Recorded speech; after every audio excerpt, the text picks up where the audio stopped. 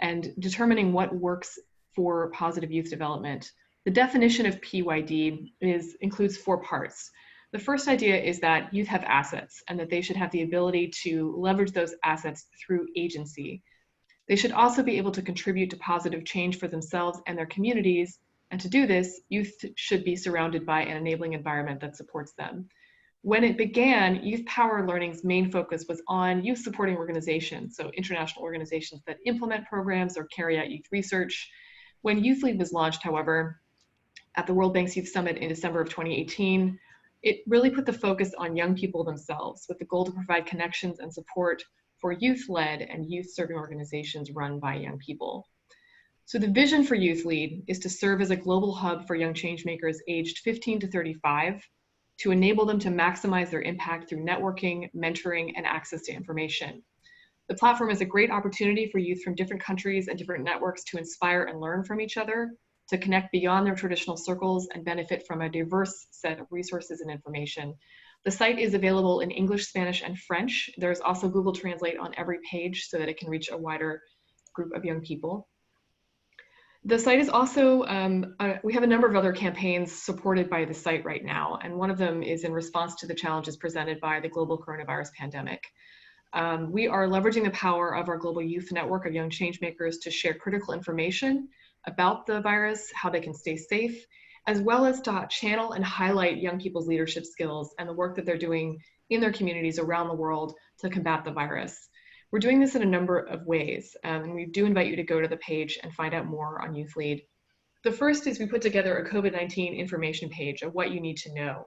And this is really to help gather and curate information that is trusted and verified about the coronavirus pandemic. We are including information that is specific to groups with a focus on gender, disabilities, inclusion. But overall, we're trying to create a space on the platform where young people can come and find information about the pandemic. We know that there is so much information out there. This is a way that it is targeted for young people. We've also launched a number of actions. The first is a campaign called Youth Stop the Spread. It's a call to action for young people to share information about hand washing, social distancing, and combating misinformation.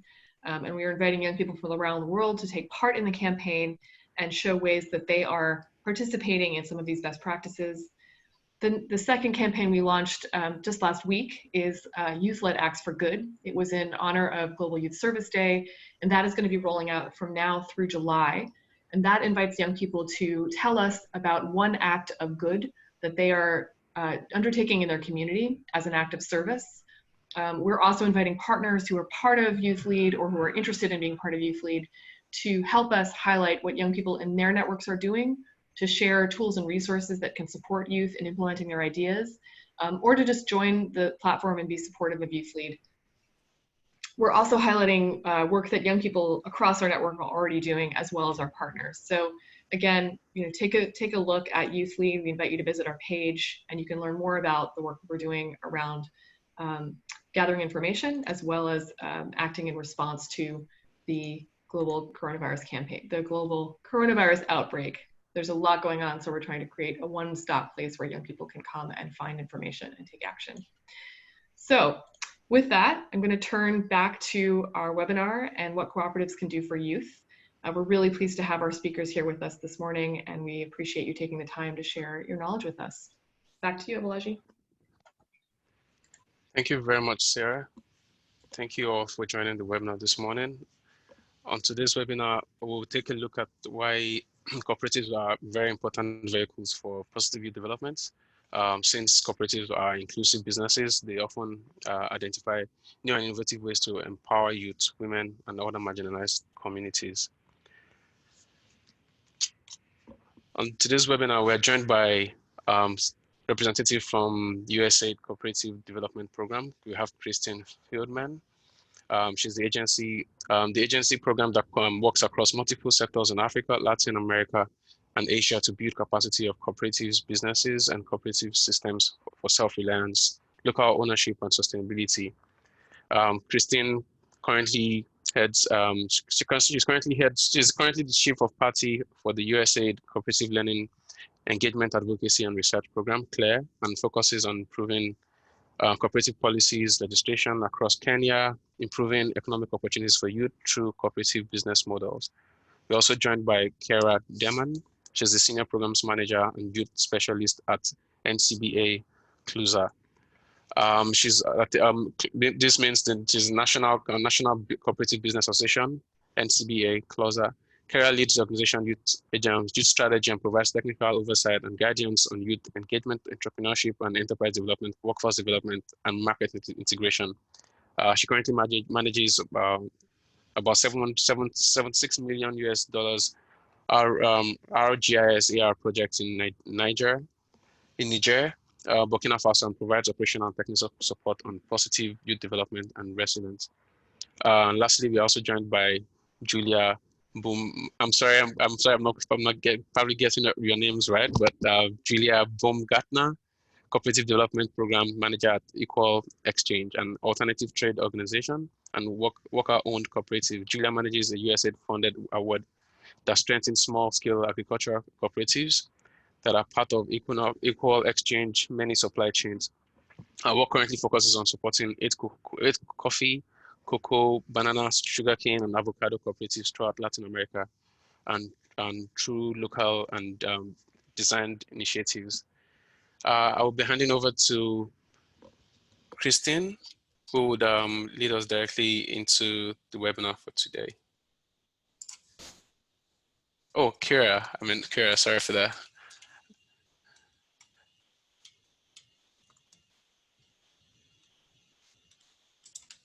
Hi, Kira. You've been unmuted. Hey, great. Yes. Hi, can you hear me? Yes, we can hear you well.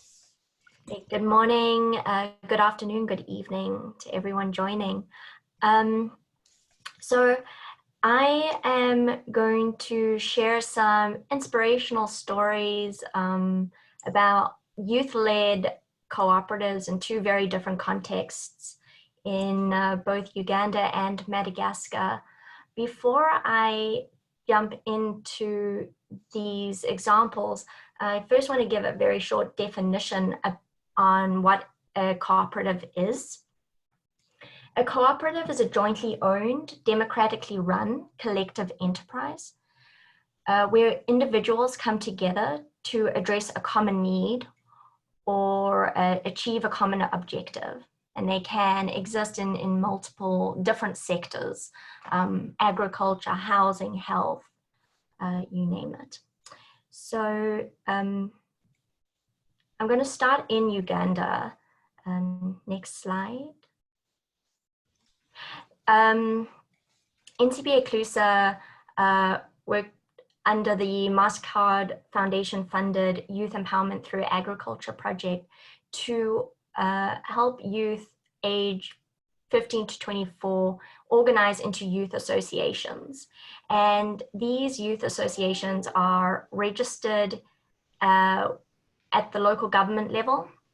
They do have a constitution and a democratically elected leadership, but they are not registered as cooperatives. However, some of the youth associations are actually operating as a type of worker cooperative where individuals are combining their labor force in order to meet bigger market demands and take on bigger jobs. So some examples of this are young people coming together to offer spraying services or tillage services where they can obtain larger contracts than they would be able to as individuals. And however, some of the association members actually independently decided to establish their own primary cooperatives. And these primary cooperatives are registered at a national level. They're quite sophisticated. They have an elected board and a management team and are comprised of hundreds of members. And there are two types of primary cooperatives that the youth we worked with established. The most common type, 17 of the 19 cooperatives are producer cooperatives. And these are smallholder farmers that have come together to focus on marketing of their produce and buying bulk inputs and services at lower costs. But there are also 2 savings and credit cooperative organizations that are doing incredibly well. These are these SACCOs offer financial services in their communities, and in both cases they're offering financial services in areas where there are no other banking institutions in a large radius. Next slide. Thanks. So we asked the members of the Youth Association why they continue to participate in the association, and they overwhelmingly responded that it was to work together. We also asked some of the founders of the cooperatives why they went through the trouble of founding their own cooperative. Firstly, because it is a rigorous process that takes quite a bit of time and effort on their part, but also because there are existing cooperatives in their communities, cooperatives that for many of the youth, their parents are members of these existing cooperatives. So some of the interesting responses we got to that question were that, firstly, they wanted to start a cooperative because they saw the cooperative business model as being a way for them to achieve their ambitions and their goals. They had a vision for what they wanted their businesses to look like, and the cooperative business model could get them there. They also didn't want to join the existing cooperatives because they didn't think that they were very successful.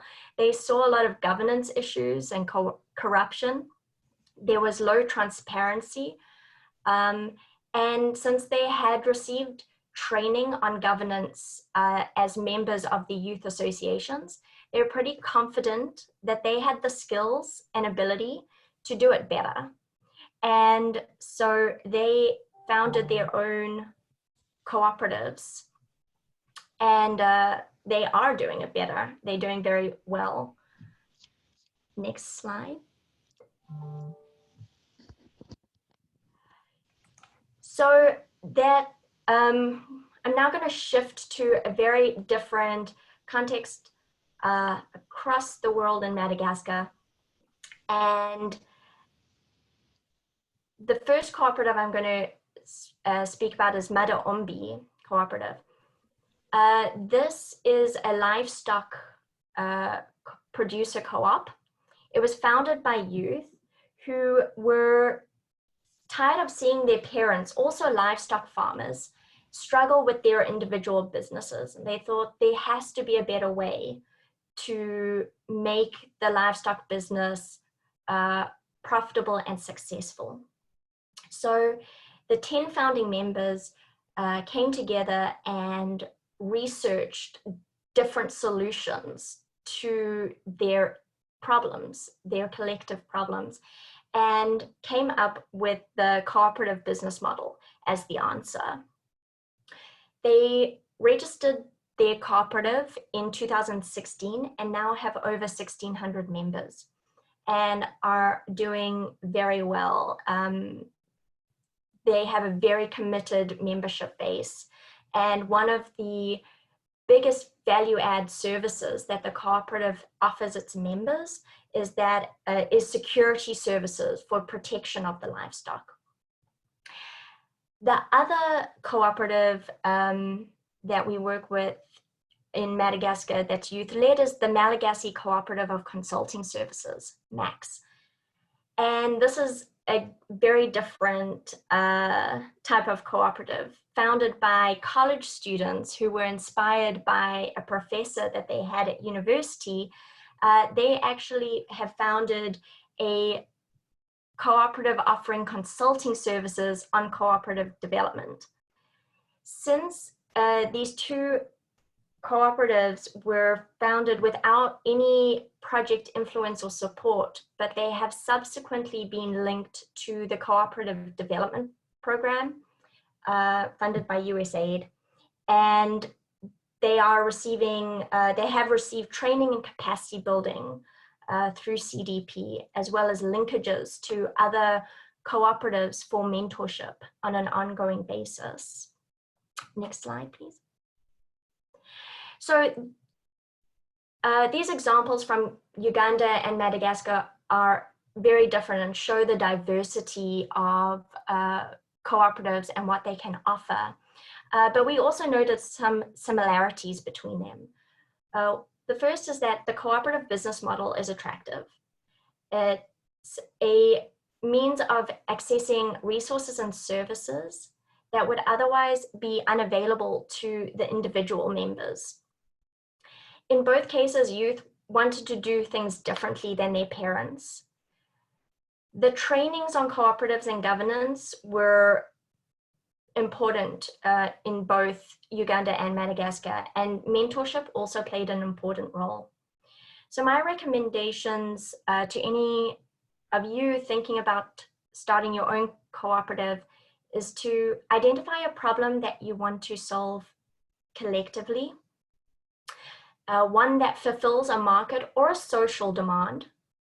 Set ambitious yet realistic goals, and learn from existing cooperatives in your communities, both for what to do and what not to do. Involve mentors and influential community members. Attend trainings on cooperative governance and management. Establish strong bylaws that are participatory, transparent, and hold leaders and members accountable. And be leaders for change. You don't have to do business as usual. You can improve upon things and go your own way. And so there's some questions here on the slide that you can think about and respond to in the chat box. How are cooperatives perceived where you live? Does the idea of a jointly owned collective business appeal to you? Why or why not? And in what ways would you benefit from working together in a cooperative? And then I'm gonna hand this over to Kristin Wilcox-Feldman to continue with her examples from Kenya.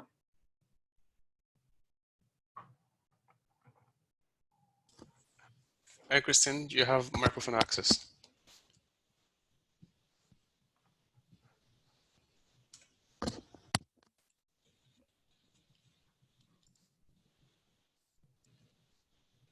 Okay, can you hear me now? Yes, I can hear you now. Fantastic. Thank you, Kira. That was a perfect segue, and thanks for doing a little intro to co-ops. My short and sweet talk this morning is going to be about youth co-op startups. And, you know, I've entitled this Start Where You Are, because I would like everyone to think about the skills that they have, the passions that drive you, and the opportunities that you can conceive of. I work with an organization called Global Communities.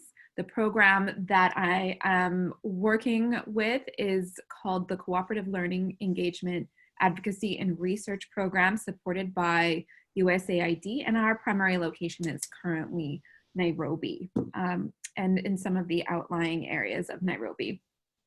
So many of you are familiar with the cooperative model that Kira just spoke about.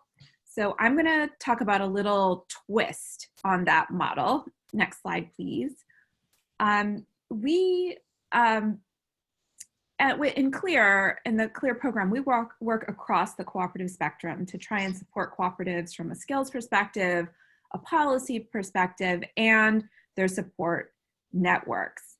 So the primary twist on the cooperative model that I'm going to talk about is called the worker owner model. We have designed this to bring this type of cooperative to the youth of Kenya, primarily in Nairobi, who have many skills and many passions that are driving them every day, but they may also be struggling entrepreneurs or, you know, forced to take a job just to get by, because as individuals, they're finding there's too much competition in the market for them to go it alone. So here, the worker owner cooperative is a business that is owned and controlled entirely by its members. That's just like a regular cooperative. The twist in this model is that the members of the cooperative are also the day-to-day workers within the cooperative. So in this type of cooperatives, workers own the business and the financial success is achieved on the basis of both their financial and their labor contribution to the cooperative. So you might think, well, how is that different? Well, they start up through a similar means of starting a cooperative because it's through their financial contributions. They sell shares through their members, but this worker-owner cooperative is a business model that people have decided that there's a passion or a talent or a skill that they want to collectively sell through their labor.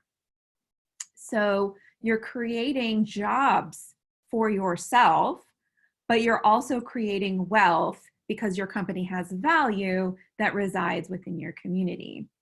So just like any cooperative, the members, the worker owner members of that cooperative are going to democratically run this cooperative, and they're going to democratically manage this cooperative. This is the same as in a general cooperative, but in addition to their economic and their governance participation, the worker owners are also 100% involved in the success of the organization through the sale of their own labor on a day-to-day basis. So perhaps in a regular cooperative, or I might say a producer cooperative, you might hire people to work in that cooperative, because if it's a maize cooperative, the people who own that cooperative are actually outgrowing their maize on a day-to-day basis. They're responsible for making sure that they have the best possible harvest that year that they can sell through their cooperative.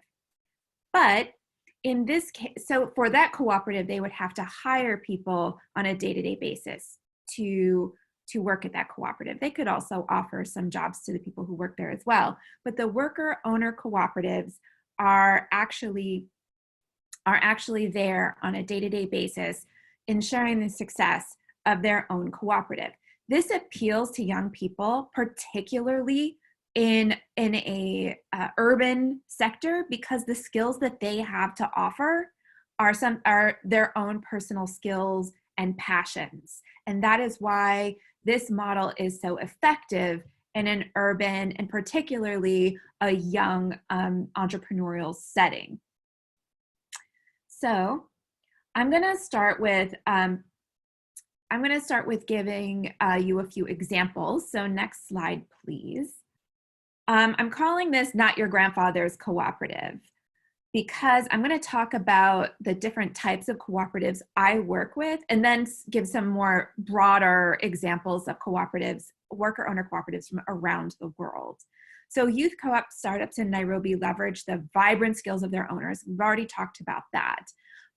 They take their passion and turn it into profit. So while they are starting their own business, they're also gaining valuable professional skills in the process, because they have to roll up their sleeves and they also have to become their own marketers of their own product. They have to learn to run the day-to-day business and the management of their business. And they end up gaining a lot of both soft and hard skills that they can then take with them for the rest of their life. So the man in this picture, he is the chair of Chipukizi, Voice of Drama, and they call themselves edutainers. They perform skits for various organizations to get a particular message across. So at this time, they're contributing their skills by doing online and short clips and videos that relate to the prevention of the spread of the coronavirus. So their message is hand washing, social distancing, frequent use of hand sanitizer. They are creating all of these skits that have a message to them. And then in general times when we are not practicing social distancing, they are out there selling those skills to various NGOs and private businesses so that people who want to get a message across, they are able to go out there in the streets or create videos that help pass on that message. That's just one example of how their passion as actors can turn into profit. Some other areas that we are working with are green energy technicians and youth who care about the environment, whether that's from environmental cleanup and waste removal, or we also work with a group of women who install solar panels. And that's what they have come together and collectively decided that that's their skill. They teach each other key engineering skills and how to install these solar panels. And they are working all over Kenya to install solar panels. We also work with marketing professionals, media and IT, artisans, which are collectively referred to as juakali. And we also work with fundis, which in Kiswahili is also construction workers, artisans, tilers, electricians, plumbers, you name it.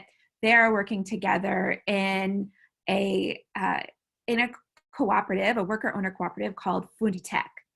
So you can think of all different types of services and skills, from highly skilled down to low skilled, that you can come together and create a business that operates at scale. So services could include housekeeping, day laboring.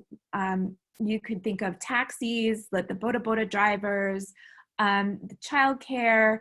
Oftentimes in Nairobi, we will often see car washes and mechanics working together to pool their money and create a body shop that they can have a lot of different skills that they're offering there. You can think of retail, grocery stores, bakeries, skilled trades. We talked a little bit about that. Manufacturing and engineering. You could think of education. A lot of, here in the US, there's a lot of nursery schools, parent and teacher run education centers, charter schools, and then not to mention the huge array of amazing media and artists, media designers and artists that are coming together to create galleries, performing arts centers. They could be publishers.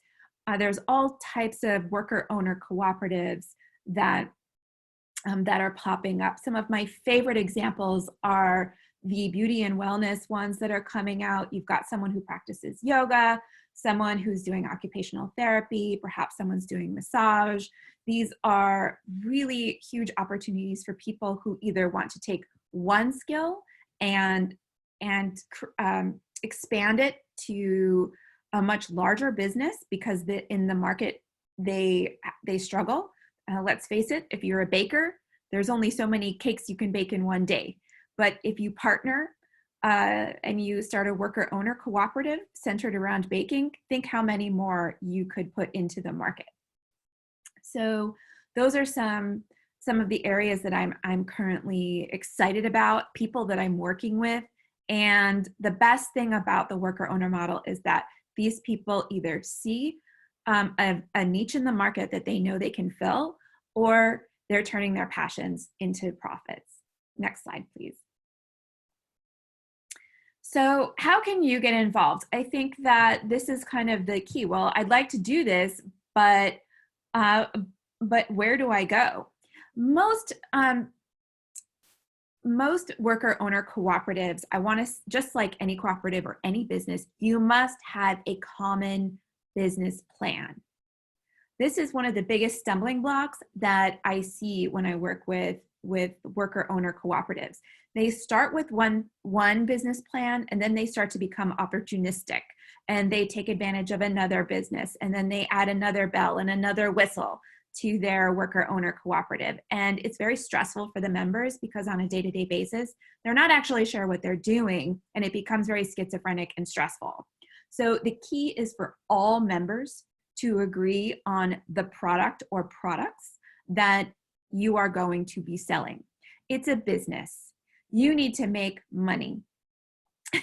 So you need to generate investment, and you're going to need to pay taxes. Don't forget that part. It's wonderful to come together, but your business plan and having a bit of a financial projection is really going to help you. If you aren't ready for that, there are support systems within your markets that can help you.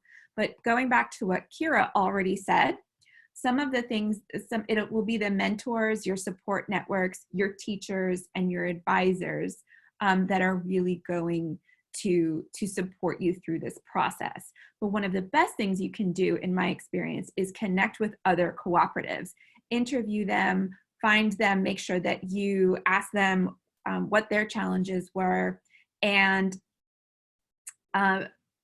actually try and get ready and find out what those stumbling blocks are before you actually stumble. That would be one of my biggest suggestions. Another area to watch out for is making sure you don't grow too big too fast. I have a lot of young cooperatives that come to me and are interested in working with the CLEAR program, but they say, we want to go global. And I'm telling you, go local before you go global, and make sure that you can crawl before you can walk, and you can walk before you can run. You got to test your idea. You got to make sure that you have proof of concept before you start spreading and adding more members. The more members you add, the more work you'll have to generate to keep those workers busy and to keep them paid on a day-to-day basis. So remember, it's still a business, and there's no free lunch. So startups require a lot of time. You're gonna have to roll up your sleeves. And yes, your fellow members will be there to support you, but you're still, at the end of the day, collectively, you have to come together, make a business plan, and then start making profit so that you can make sure that you can pay everyone before you start expanding. Again, referring back to Kira's presentation, a lot of young people want to start their own cooperative because they just think, gosh, there's so many cooperatives out there that have so many problems in terms of democracy and governance and corruption and what have you. But remember that they have been around the block, and there's a lot that they have to offer in terms of mentorship. So remember to reach out, even if you think you don't want to join their cooperative and you'd like to do one on your own. So again, going back to growing too big too fast, lots of owners can mean lots of ideas. So remember, the key is one business plan, even if you offer multiple services. If you're a baker, you may want to have a baking cooperative, or you may want to join up with a chef who is doing catering. So now you're offering both catering and baked goods. Those are ways that you can take complementary ideas and create one business plan. It's not necessarily about one product, but it is about one business plan and agreeing on it and sticking with it. Or if you decide to change, you do so with 100% agreement among all of your members.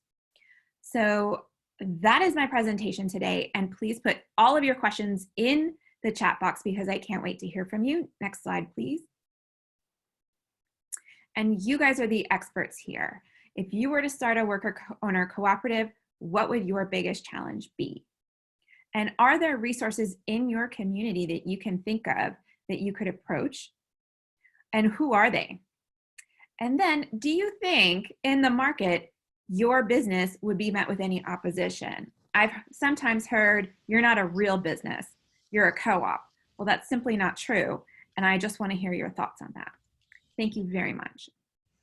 Thank you very much for these very, very interesting key points. There's been quite a lot of questions that you were running through the presentations, and then we will definitely get to the questions.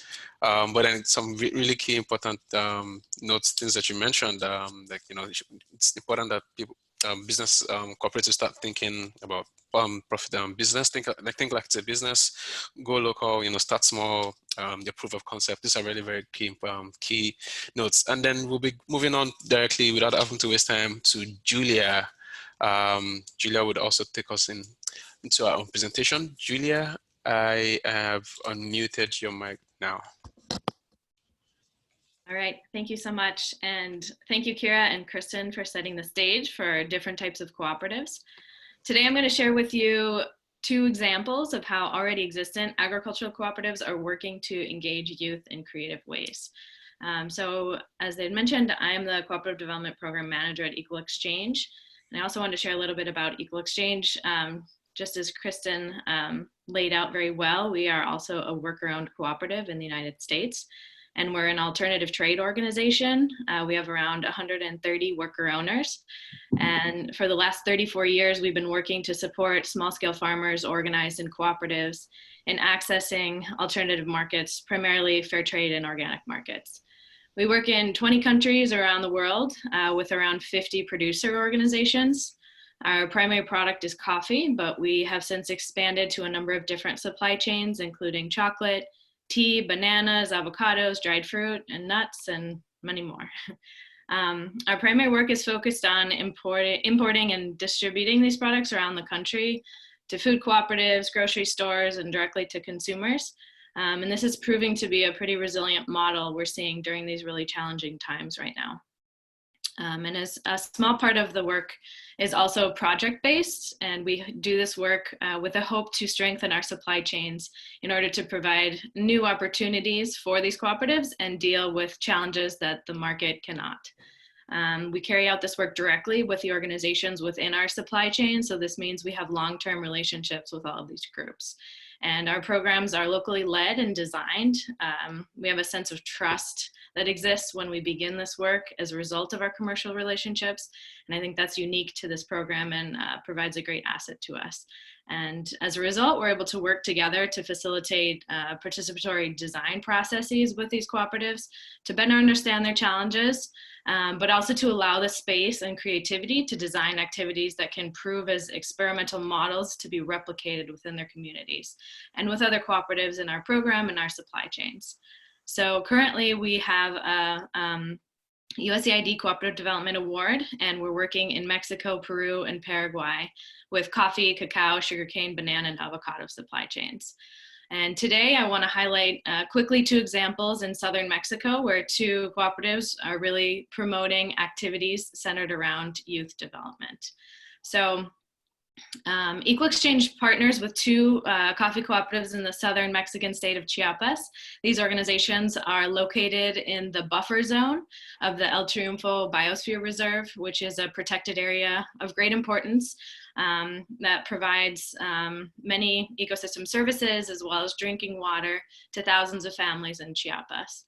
The area is home to indigenous Saltal communities who reside in these mountainous areas surrounding the biosphere, where small-scale farmers are producing organic and fair trade coffee to sell to specialty markets internationally. And although Chiapas is home to abundant natural resources, it's the poorest state in all of Mexico, with 76% of the population living in poverty.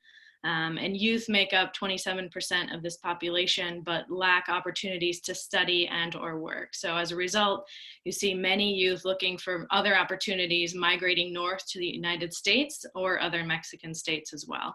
And in Chiapas, there's a common term for these young people who are neither studying nor working, which is ni-ni, so neither studying nor working. But these cooperative organizations can provide alternatives for small-scale farmers living in the highlands of Chiapas to earn a better price for their coffee beans. However, the majority of the members of these organizations are over 55 years old. This is a phenomenon we see around the world with agricultural cooperatives. And co-op leaders are really struggling to engage with the young community members and worry about the sustainability of their organizations. So in order to confront these serious challenges, One of these organizations is called Finca Triunfo Verde, and they're working to incorporate more youth into their activities in creative ways. So this cooperative is made up of 490 members and all small-scale farmers, and they have implemented a model farm program where 10 youth are participating. So the way this works is the youth received or inherited a half hectare of land from their parents. This was a key part of this program where the parents were on board from the very beginning, supporting this whole process. And together with the cooperative technical staff, the youth will be trained in climate smart agricultural practices and quality processing to meet those market demands, leadership and gender equity, among other topics. And their farms will be diversified plots of land with coffee, fruit trees, shade trees, as well as honey production to diversify not only the farms, but also the incomes. There were 30 applicants of young people who applied to have these model farms, and but only 10 were implemented. So these youth received also an initial credit from the organization to invest in their farms. And during the process, they will also earn a small incentive each month from the cooperative in order to help kind of bridge that income gap until their coffee trees start to produce and earn an income.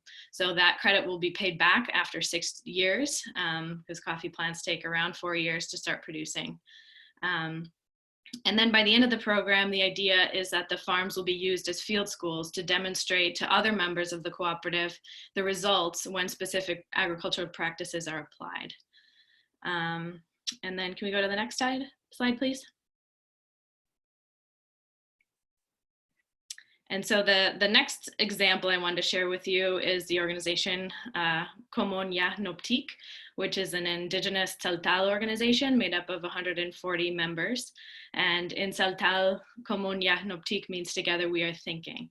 And this is another organization of small-scale farmers. And in the last couple of years, they partnered with a government program called Youth Building the Future, where they were able to place 20 youth within their organization for a year.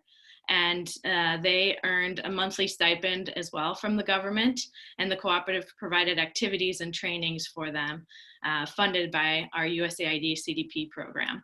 So through this process, we also understood many challenges.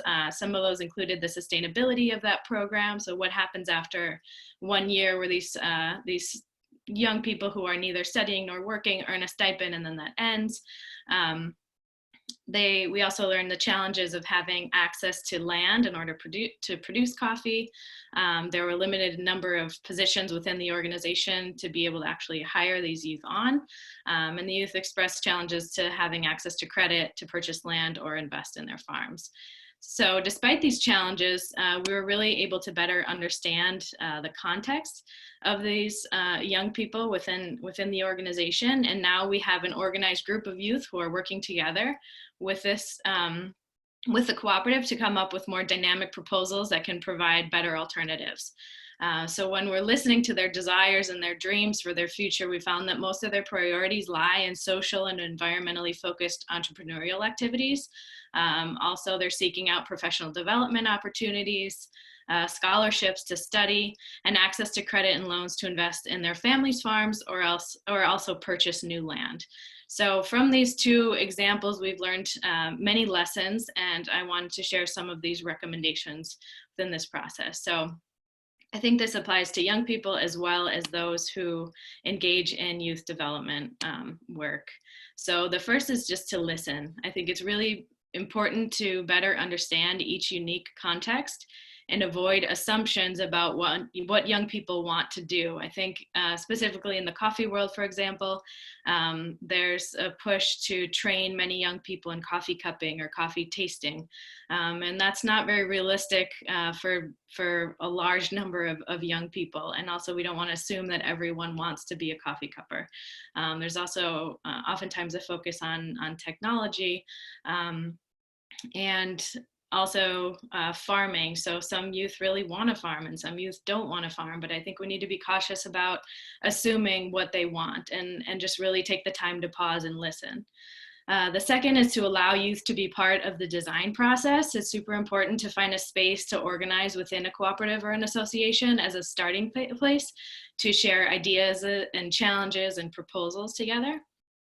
The third recommendation is to connect with local actors to provide different types of engagement. In this case, the national government program was used to leverage activities, and these stipends or this bridge funding was really essential to keep youth engaged because they, after all, need an income also. And finally, it's important to provide a variety of opportunities to participate as the interests and skills of young people are very diverse. And then we can go to the next slide. So I have some questions also for the audience here. What kind of professional development experience or education would you be interested in pursuing within your local communities? What local organizations, associations, or cooperatives exist in your communities that may have interesting professional development opportunities? And finally, what is one strategy that you would not recommend in working to engage youth in local organizations? Thank you very much. That is it for me. Thank you very much, Julia. Honestly, we have quite a lot of questions right now from the audience, and I'll read out the questions, and then maybe we can have you or Kira or Kristin just jumping on the question. So I would unmute you all, and then we can go ahead and ask questions, answer the questions. First question is on having to know what kind of resources or trainings can you point the audience to for them to be able to learn the various cooperative models, or even for them to be able to learn the how to process for cooperatives. And we can start with Kira. So I think that maybe there are cooperative development program resources that Kristin could speak more about. Okay. All right. So globally, or even Emily as well, if she were unmuted. Okay. So Kristin, do you want to go ahead then?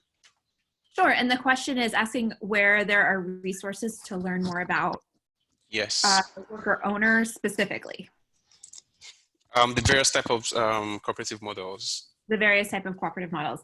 That is such a good question because I think that when it comes to the various types of cooperative models, I think that Kira's organization, NCBA CLUSA, has, that is our National Cooperative Business Association, has a lot of information about that.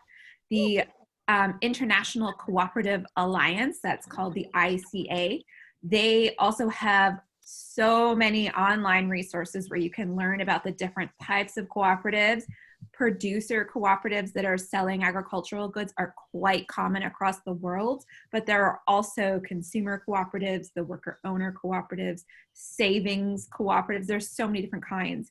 So I would refer you to both the International Cooperative Alliance and to NCBA CLUSA's great website, where they also have fabulous business journals and things that can keep you up to date on the latest and greatest on what's happening in cooperatives. And finally, if you're particularly interested in the worker owner model itself, learning on how, if you want to create something, you're a young person, you're in more of an urban setting, and you want to sell some services that you may have, or then please visit Democracy at Work Initiative, DAWI, they're called, Democracy at Work Initiative. And they have a huge resource library, both for cooperative development practitioners and also for those people who are interested in starting cooperatives. Thank you very much. Julia, do you have anything you want to add to that? I think Kristin did a great job. Okay, great. And I've also just shared a link to the resources through NCBA CLUSA in the chat box, so people can follow that URL for some of those resources. Okay, thank you. I think the next question here is with regards understanding. It's people are actually anxious or very, very interested in knowing if USAID have cooperative organizations or support systems in countries like Ghana, in Zimbabwe. We have questions in Zambia, and so like which countries can is USAID currently running this kind of cooperative organizations or currently supporting this kind of cooperative organizations? Thank you, Abulaji. Can you hear me okay? Yes, very well. Yeah. So the USAID Cooperative Development Program is currently operating in 15 countries. And I tried to respond to each of these individuals in the chat box. So it was difficult to keep up. We're in Rwanda, Malawi, Peru, Madagascar, Guatemala, Kenya, Tanzania, Burkina Faso, South Africa. We're also in Mexico and Paraguay and Ethiopia and Liberia, Uganda and Sri Lanka. We're looking to expand the program though, so there are opportunities to engage. I put my email in the chat box. I'll put it in there again right now so people can reach out. Feel free to reach out to me directly. If we aren't operating in your country already, that doesn't mean that we can't point you in the right direction or try to identify new ways to engage with you and support the work that you're doing. Thank you very much. And also just to also inform the audience right now that we'll be sharing this webinar slides and the webinar recording after the webinar. So if you have not already joined YouthLead, please join or sign up on YouthLead so you can actually access this useful resource. The next question is around if USAID current USAID owes skill building development or skill building or development programs or initiatives. And the question is not quite clear, but I'm just trying to see if I can understand this. But then if there's a skill building initiatives or programs that they can actually sign up to right now. And Kristin, do you want to take a step on this question? Skill building, that is online. Yeah. So online skill building, I know there are a number of different opportunities from small classes or just resources that you can download on your own, like that might be more appropriate, such as PDF files. I know that Democracy at Work also has some great webinars and 101s that you can join. Those are available on their website. There's a calendar there. There's another group in Brooklyn who is also doing some really interesting work. They put all of their curricula online, so they may not be able to do a webinar online, but you can download their curricula and go through it, which is very helpful, and that is in English and in Spanish. And then otherwise, I know that you may have to search around a little bit for, but there are online master's programs. I know there's a Canadian St. Mary's University has an online university for cooperatives. So there definitely, those resources are out there. And I see someone asking me about the Brooklyn organization, and I'm gonna try and Google it and find it. All right, thank you very much. And I think just one more question. This question is on funding and grant opportunities. Does any of this organization support or provide some form of grants or funding opportunities to youths who are interested in setting up a cooperative? Julia, do you want to go ahead and answer this, or any of you could just jump in? The way we operate right now, we don't. We're just working directly with the cooperatives that are within our supply chains. Not currently, but I don't know if anyone else on the panel does. This is Kristin with Global Communities. We offer technical skills almost exclusively. We do not offer grants. Thank you very much, Kristin. Kira, do you also want to say anything? I mean, we don't have a separate grants facility through NCBA CLUSA, but we do receive funding from various sources and then implement projects in different countries. And where we are currently implementing, we often support cooperatives and cooperative development there, and will provide both technical assistance and grants in those instances, but it's generally funding dependent. Thank you very much. And just to also give a broader answer to this, for those of you asking for funding or grant opportunities, you can definitely check on YouthLeadorg. We always post up funding opportunities from different organizations or partner organizations or sponsor organizations that we're working with. So definitely, you can definitely sign up on the platform, and then you definitely will be able to access funding or grant opportunities. So we're actually out of time, but I also want to say a very big thank you to the panelists who've helped us really learning quite a lot about cooperatives and how we can make cooperative work for our own local communities. So thank you, Kristin, thank you, Juliet, and thank you, Kira, and Emily, and for those that have been really helpful in putting this whole webinar together.